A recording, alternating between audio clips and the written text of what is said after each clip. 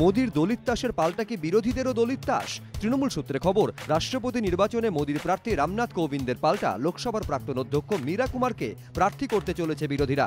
রামনাথ কোবিন্দের মতো মীরা কুমারও দলিত সম্প্রদায়ের। রামনাথ কোবিন্দ এতদিন ছিলেন বিহারের রাজ্যপাল। রাষ্ট্রপতি পদপ্রার্থী হওয়ার পর মঙ্গলবার তিনি পদত্যাগ করেছেন।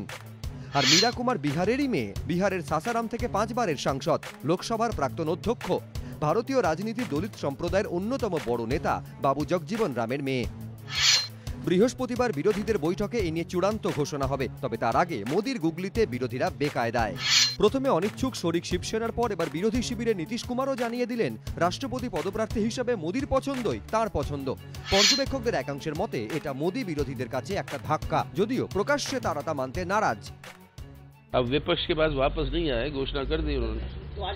अब घोषणा उन्होंने कर दी तो वेंकैया नायडू साहब का फोन था, आज घोषणा अगर कर दी तो हमने कहा आपने घोषणा कर दी तो अब विपक्षी पार्टियां हम लोग सब मिलकर हम अपना निर्णय लेंगे। कल जो मीटिंग होगी उसके अंदर फाइनल फैसला लिया जाएगा और अपोजिशन अपना जो भी ऐलान होगा वो करेगी।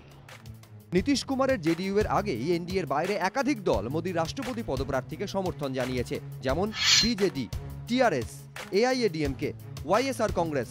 অঙ্কের হিসাবে মোদির প্রার্থী রামনাথ কোবিন্দের রাষ্ট্রপতি হওয়া এক প্রকার নিশ্চিত, কিন্তু এতে ময়দান ছাড়তে চাইছে না বিরোধীরা।